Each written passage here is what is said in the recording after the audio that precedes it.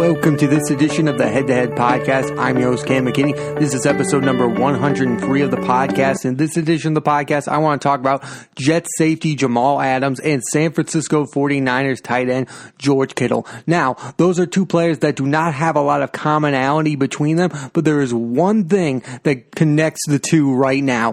They both want contract extensions, and they've both been very good players up until this point in their careers. Let's start with Jets safety Jamal Adams. He's 24 years old. He's a two-time Pro Bowler, all-pro safety, 6 interceptions, and 12 career sacks. 12 career sacks in 3 seasons. He had 6.5 sacks last year. This guy is a safety. Safeties do not put that kind of sack numbers. The most sacks by a safety ever is 8. No doubt about it, Jamal Adams is going to crush that record at some point. Now, as good as Jamal Adams has played on the field, off the field, there has been all this talk about his contentious relationship with the New York Jets. Over the last few seasons, there's been trade demands. He's called their general manager a liar. He has not had the best relationship with current Jets head coach Adam Gase. One has to wonder if giving Jamal Adams all that money can really fix the relationship between the two. I mean, if the Jets vastly overpay for Jamal Adams,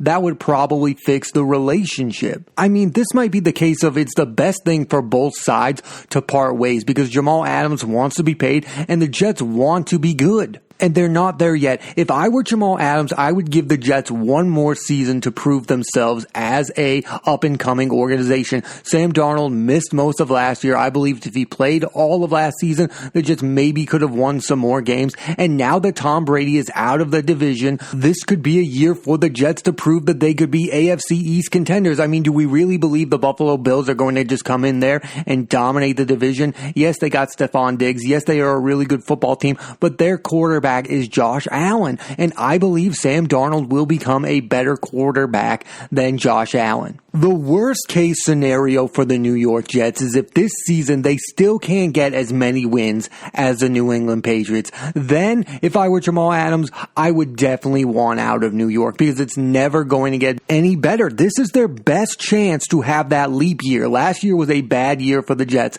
This is a premier opportunity to at least compete for the AFC East crown. And if the Jets become a really good team, that's the best thing that could happen for Jamal Adams because he would most likely be one of the bigger reasons why. And then they would have a reason to pay him. It just doesn't make sense for tomorrow it to be announced that the Jets gave Jamal Adams like $60 to $80 million because they're not there yet. But I can also see his point as he's angered. I mean, he is the best player on the team and he's making less money than Le'Veon Bell, who is just outright terrible and hasn't been with the team a long time. I can understand the frustration of someone who's been a New York Jet the past 3 seasons, been the absolute best player, and is nowhere near the highest paid player on his own team. But from the Jets standpoint, there is absolutely no reason to give Jamal Adams the money right now. He is signed for 2 more seasons. He is 24 years old, and in the next 2 seasons, you are going to find out if you can be a winning franchise with him on the roster. And the only reason you would ever consider trading him is if he holds out.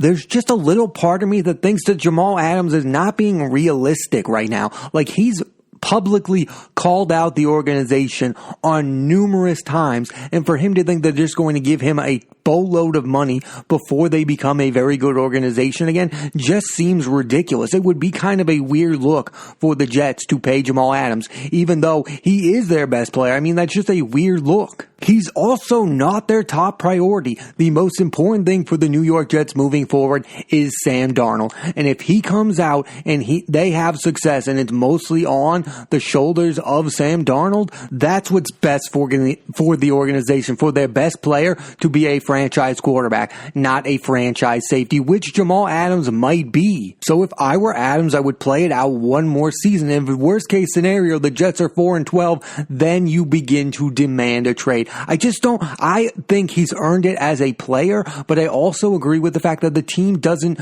have to pay him yet. Like, there's no reason for the Jets to pay Jamal Adams. As bad as that sounds to hear, they have no reason to give a safety a boatload of money when their team, they don't even know what their team is yet. They don't have an identity. And he's called out the GM, he's called out the head coach. If they're to be there long term, can Jamal Adams coexist with these people? Can he coexist with Adam Gase, who at one point benched him last season during a game? I am one of those people who think the Jets could be a pretty good team next year. They went 7-9, even dealing with the fact that Sam Darnold had mono, even with the fact that Adam Gase looked clueless at times. They were able to go 7-9. And now that the New England Patriots are not seemingly going to be as good as they once were, this is a prime opportunity for the Jets to compete for an AFC East title. And that again would be the best case scenario for Jamal Adams, because then he would want to be a part of the future of the Jets. I mean, you've called them out numerous times. One has to wonder, does Jamal Adams really want to be a long-term Jet, or does he just want a boatload of money? And I can't blame him on the latter, but I think the best case scenario for Adams is to be part of a really good football team, and the Jets have a prime opportunity to achieve that goal. So wait one more season, see how it plays out, and then decide whether or not you want to be a long-term member of the New York Jets. I'd predict a 9-7 or 10-6 record for the Jets next season. If they can't compete with the Bills or the Dolphins or the Patriots next season, then they have to change the direction of their team, and then they might want to trade Jamal Adams, because he is the one asset they have. If Sam Darnold is not good next season, he's not tradable. You know who is tradable? Jamal Adams. No one's going to want to trade for Le'Veon Bell. The one star player they have that other teams want is Jamal Adams. And again, give it a 1-year window. If it doesn't work then, you can trade him. I think next year is a gigantic year for the New York Jets. It's the year you're going to find out what they have in Sam Darnold and whether or not Jamal Adams is going to remain a long-term member of the New York Jets. They've got a lot riding on next season. That's what should be the main priority, not giving Jamal Adams a huge contract extension right now. I'm sorry, I think that would be a weird look. Again, for both sides, the Jets and Jamal Adams, it's best to wait one more season and then talk about his long-term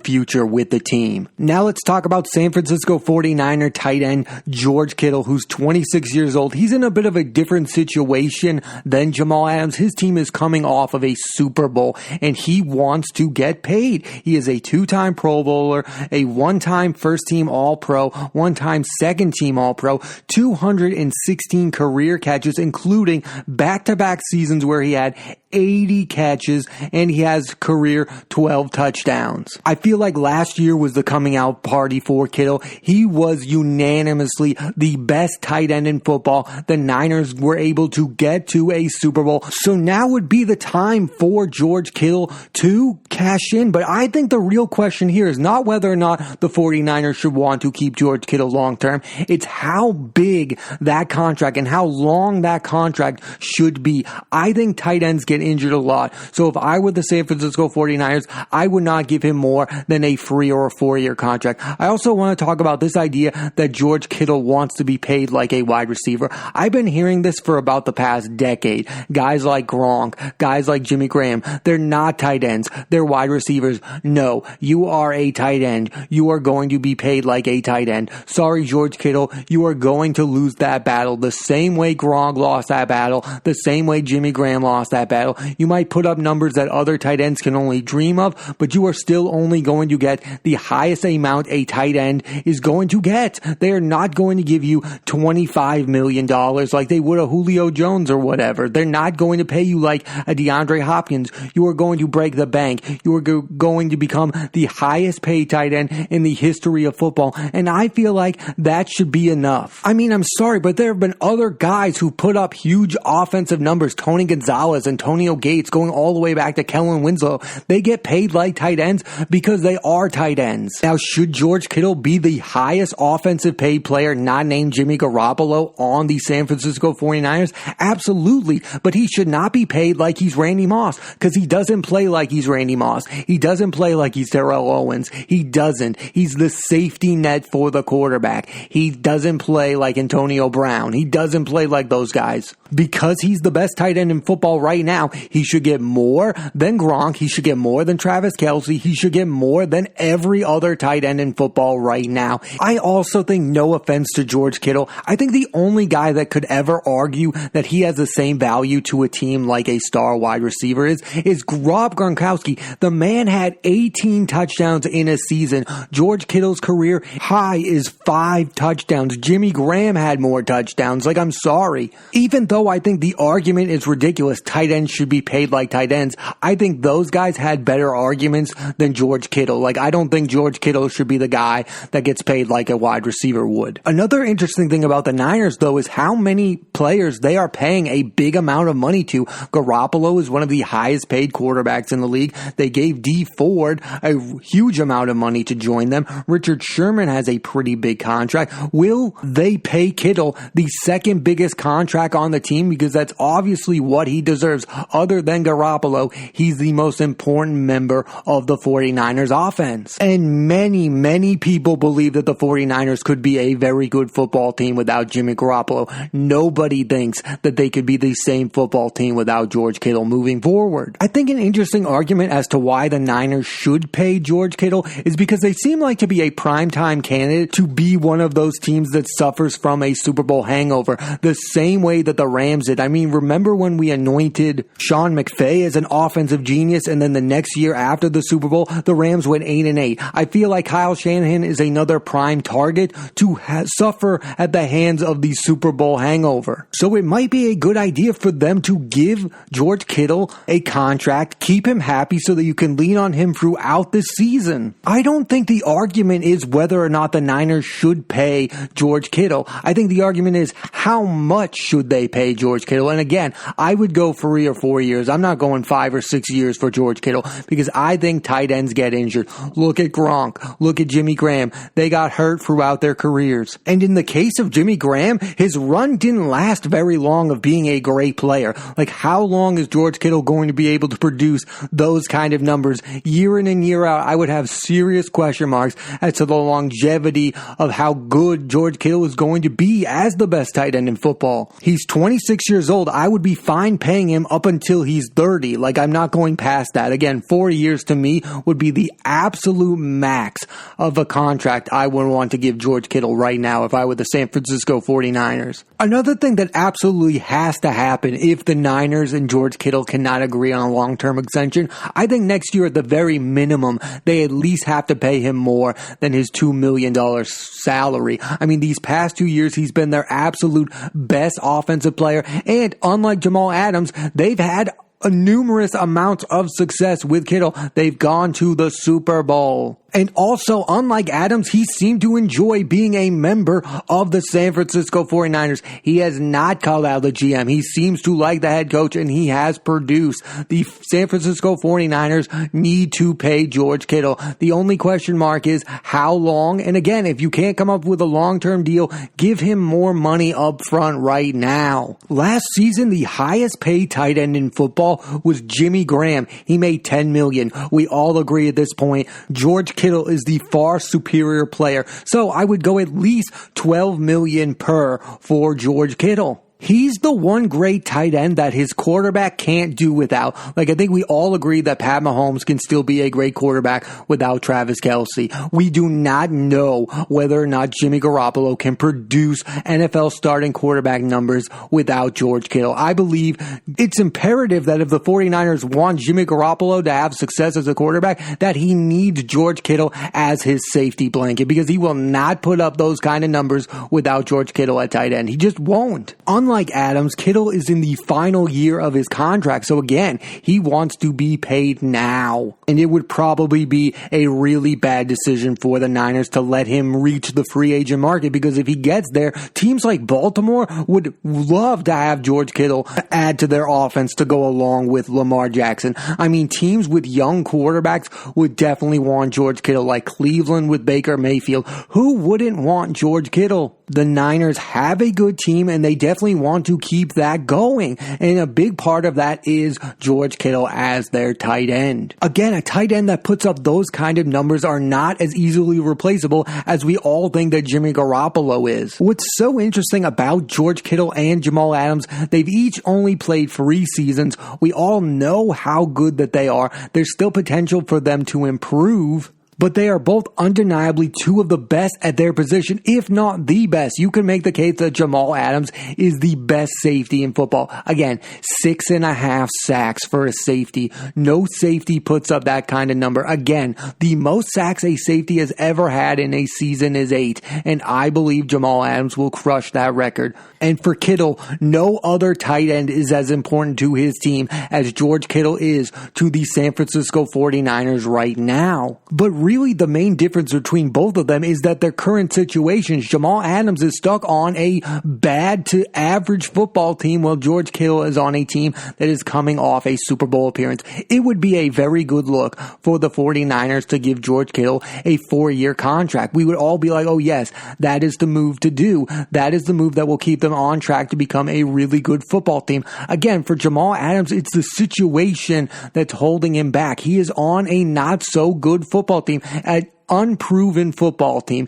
If the Jets are good, if the Jets were good, Jamal Adams would be getting paid right now. It's almost not about how talented these 2 players are. It's about the situation they are in. Jamal Adams is in an organization that is chaotic, while George Kittle is in an organization that is stable and coming off a run of a Super Bowl appearance. If they just swapped teams and Adams was the one on the Niners, I would say pay Adams. If Kittle were the one on the Jets, I would say the Jets aren't good enough to be giving that kind of money to a tight end. It is about the situations they are in more so than how talented that the player is. It makes absolute sense for the San Francisco 49ers to give George Kittle a boatload of money. It does not make the same amount of sense for the Jets to pay Jamal Adams right now. There are just too many question marks for that organization moving forward. That's what success does for a player. It makes the player look like he is irreplaceable. Like, what would the Niners be without George Kittle? Because we know what they are with him. They are a Super Bowl contending franchise.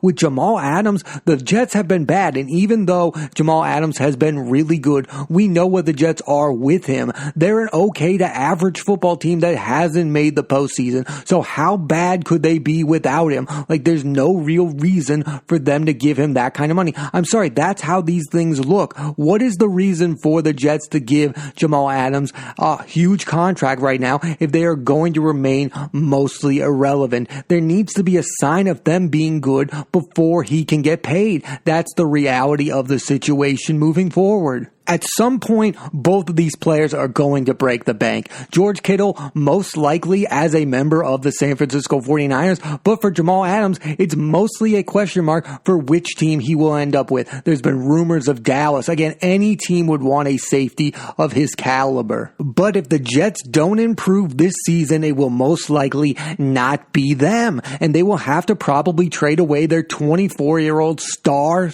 safety. This is what happens when you're a great player on a bad team. There are trade rumors. You criticize the team for not trying to win enough. And then you have contract disputes because, again, the team is not going to want to pay you if they are not a good football team. And it's not even Jamal Adams' fault. For Kittle, he's landed in the perfect situation. They have a young upstart head coach who a lot of people think is an offensive genius. They paid their quarterback. They're not looking for one of those, even though a lot of people would move on from Garoppolo. They mostly have a franchise quarterback, and he fits the mold of the franchise tight end perfectly. His situation is perfect. It's to the point where the 49ers would look ridiculous moving on from George Kittle, but the Jets, we wouldn't even bat an eye if they traded away Jamal Adams. We'd just be like, yes, that makes sense. They're not that good, and they're not going to give their safety that much money. But for the 49ers, if they moved on from Kittle, we would be like, that's insane. That's nuts. They're trading away their best offensive player. We wouldn't criticize the Jets that much for trading away their best defender because, again, what have they done with him on the field? And again, that's not not on him. That's just how we would look at it if they moved on from Adams. All in all, I would love for both of these players to become the top highest paid player of their position. I think it would make sense if Jamal Adams became the highest paid safety, and Kittle is 100% going to become the highest paid tight end in the history of football. Sorry, it's going to be as a tight end, not as a wide receiver. The last thing I'll say about Jamal Adams and George Kittle is I think it's interesting that George Kittle has kind of become a household name because of the success of the 49ers, whereas unless you're a hardcore football fan, you don't know the name Jamal Adams. Like, that cachet has also benefited George Kittle because it would be a massive media outrage if the Niners don't end up paying George Kittle. But if the Jets move on from Jamal Adams, again, it would be just another day for the Jets. Even though, like Kittle as a tight end, there's no safety that plays like Jamal Adams. It might be equally insane for the Jets to move on from him. Even though their futures are uncertain, one thing is certain: Jamal Adams and George Kittle have definitely outplayed their rookie contracts. Thanks for listening to this edition of the Head to Head Podcast. I'm Cam McKinney. There'll be a new episode of the podcast every Monday on Apple Podcasts and iTunes, so please rate, review, and subscribe.